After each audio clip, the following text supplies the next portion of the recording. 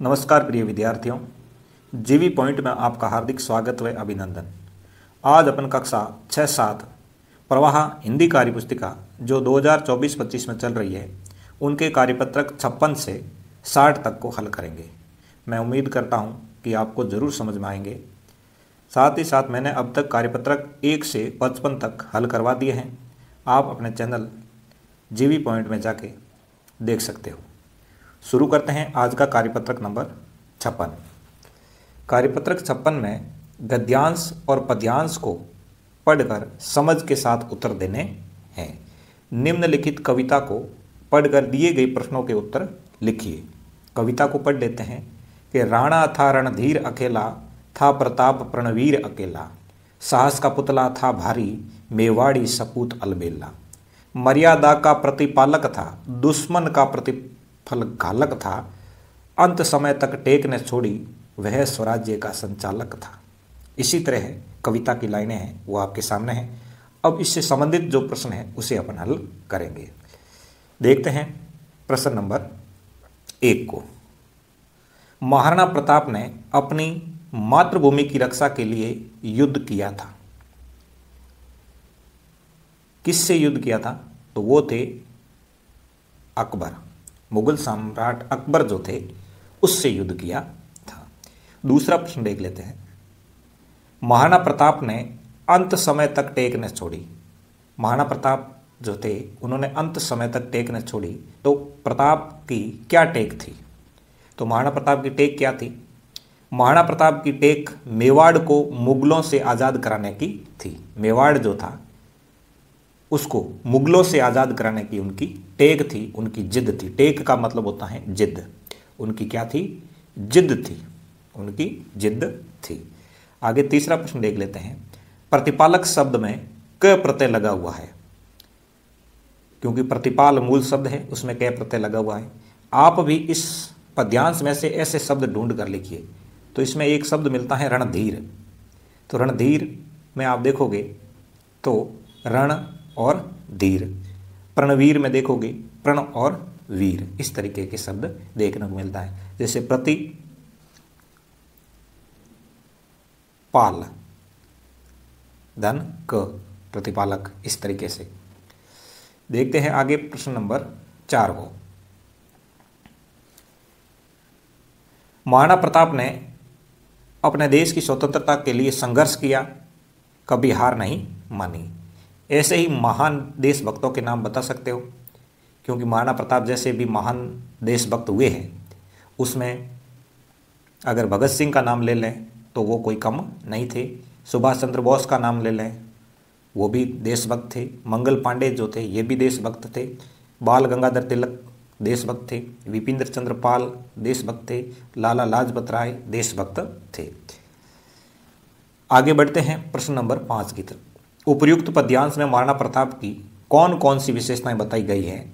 लिखिए। आपने ऊपर पद्यांश पढ़ा, उसमें महाराणा प्रताप की कौन कौन सी विशेषता है वो अपन देखेंगे। पहली विशेषता है महाराणा प्रताप को रणधीर बताया गया है। दूसरा, उसे प्रणवीर बताया गया है। साहस का पुतला बताया गया है। मेवाड़ का सपूत बताया गया महाराणा प्रताप को। महाराणा प्रताप को मर्यादा का प्रतिपालक कहा गया है। स्वराज्य का संचालक बताया गया है। ये सभी विशेषताएं जो है वो महाराणा प्रताप के लिए बताई गई हैं।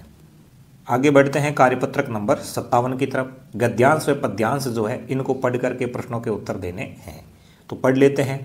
गद्यांश क्या है इसके अंदर कि युवा पीढ़ी ही देश की पूंजी है। जो युवा पीढ़ी है वही देश की पूंजी है। जब बच्चे स्कूल में पढ़ने जाते हैं तो शिक्षक उनके आदर्श होते हैं। बच्चे उन्हें ही अपना हीरो मानते हैं। अपने गुरु की हर एक स्थिति को अपनी बनाना चाहते हैं, अपने जीवन में ढालना चाहते हैं। यही अमिट साहब बच्चों के साथ जीवन भर रहती हैं। इसलिए शिक्षक अपने जीवन को इस तरह जिए कि देश की युवा पूंजी सुदृढ़ और सच्ची व योग्य बन सके।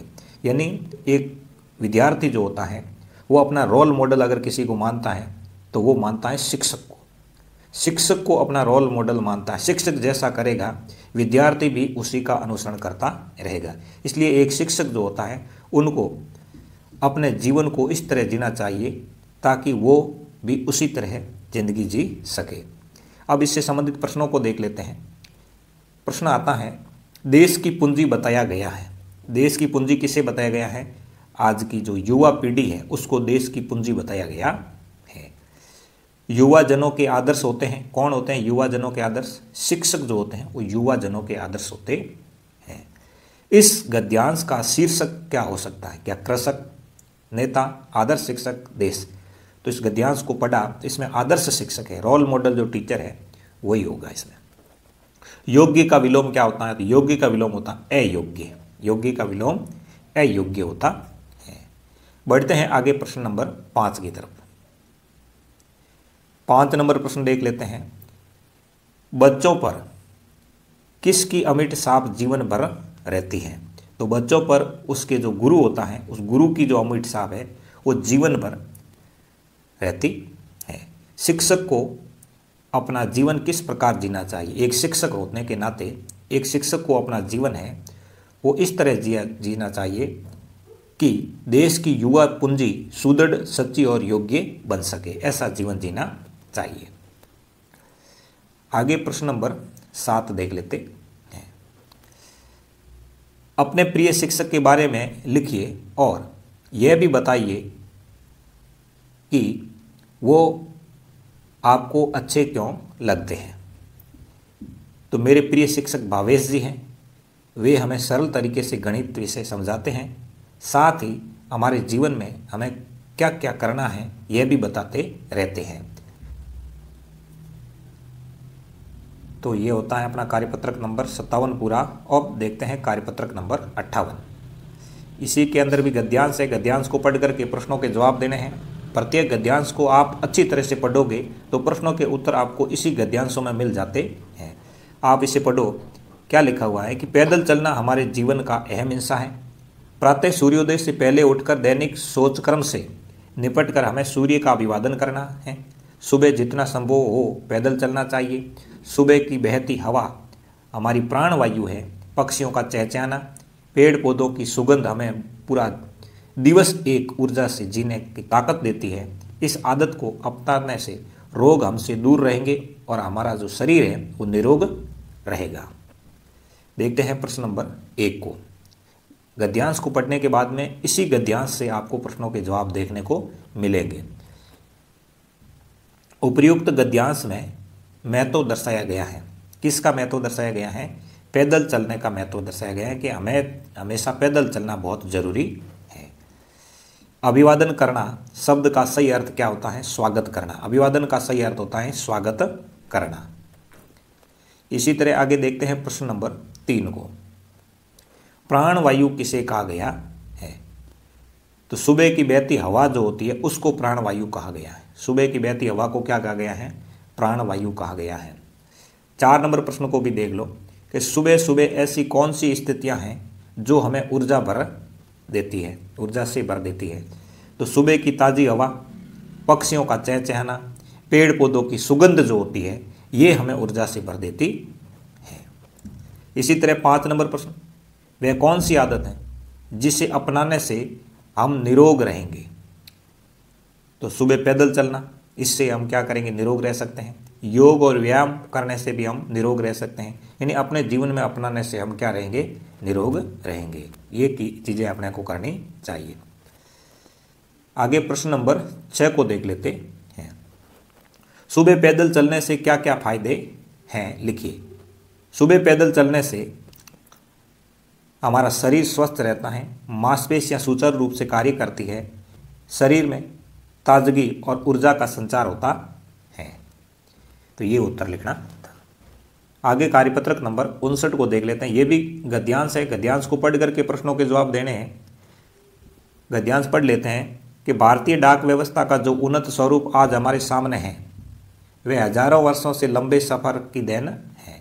भारत जैसे विशाल और विविधतापूर्ण देश को डाक व्यवस्था ने एकता के सूत्र में बांधा है।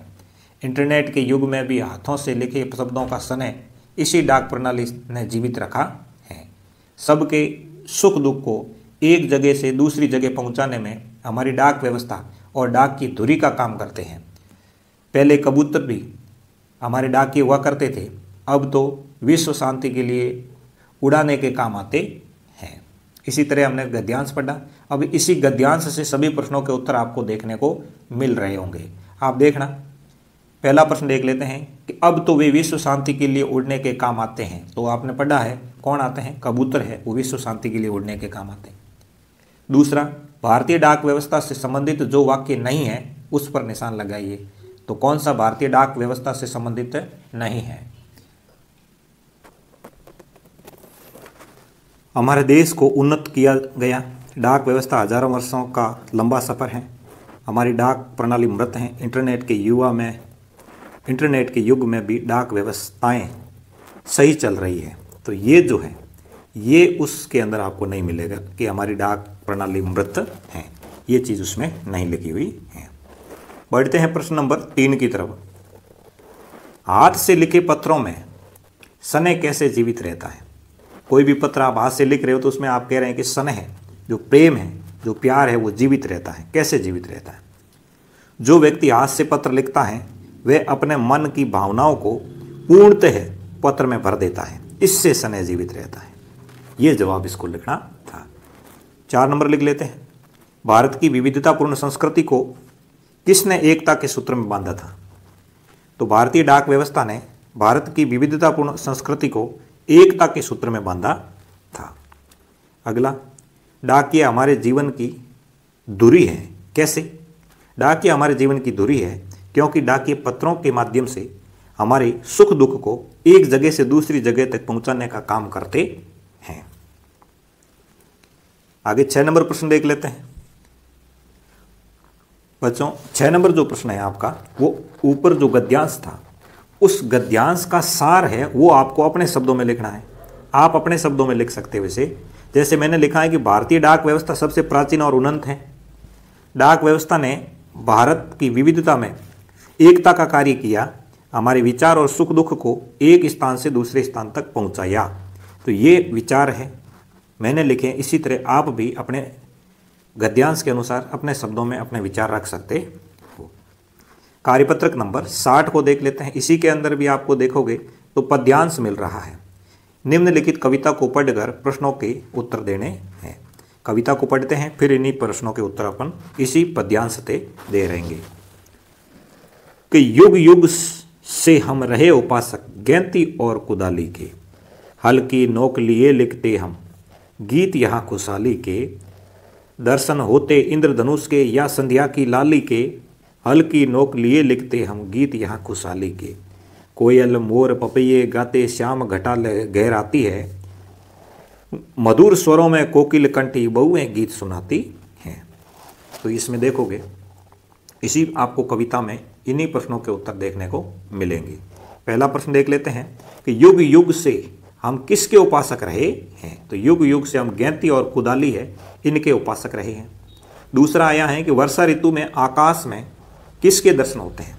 तो प्यारे बच्चों, आपको सबको पता है कि वर्षा ऋतु में आकाश के अंदर जो दर्शन होते हैं वो इंद्रधनुष के होते हैं। ये किसी से छुपा हुआ नहीं है, सबको पता है। वर्षा के मौसम में गीत कौन गाता है? तो कोयल गीत गाती है। बढ़ते हैं आगे प्रश्न नंबर 4 की तरफ। हल की नोक से किसके गीत लिखते हैं? हल की नोक से आप गीत लिखते हो यानी खुशहाली के गीत लिखते हैं। अर्थ बता। मधुर का अर्थ होता मीठा, सटा का अर्थ होता सभी, संध्या का अर्थ होता शाम, कुदाली का अर्थ होता मिट्टी खोदने का औजार। इसी तरह छठे प्रश्न का जवाब भी लिख सकते हो कि किसान के घर खुशहाली कब आती है? जब किसान के खेत में हरी भरी फसल लहराती है तब उसके घर पर खुशहाली आती है। 7 नंबर प्रश्न भी देख लेते हैं कि एक साधारण किसान के बच्चे को क्या क्या सुविधा मिलनी चाहिए? एक साधारण किसान के बच्चे को रहने के लिए घर मिल जाए तो ठीक है, पढ़ने के लिए विद्यालय मिल जाए तो ठीक है, पहनने के लिए कपड़े मिल जाए तो ठीक है। ये सुविधाएं अगर मिल जाती है साधारण परिवार के बच्चे को तो वो आसानी से अपना जीवन यापन कर सकता है। इसी तरह आज की क्लास अपनी यहीं समाप्त हो जाती है। हमने कार्यपत्रक 56 से 60 तक को अभी हल किया है। अगर मेरी मेहनत आपको पसंद आए तो वीडियो को लाइक, कमेंट व शेयर ज़रूर करें, और मेरे इस चैनल पे आप नए हो तो वीडियो को एक बार सब्सक्राइब कर दीजिए ताकि आगे आने वाली कोई भी क्लास है वो आपको तुरंत मिल जाए। तो आगे जो क्लास आएगी तब तक के लिए जय हिंद, जय भारत।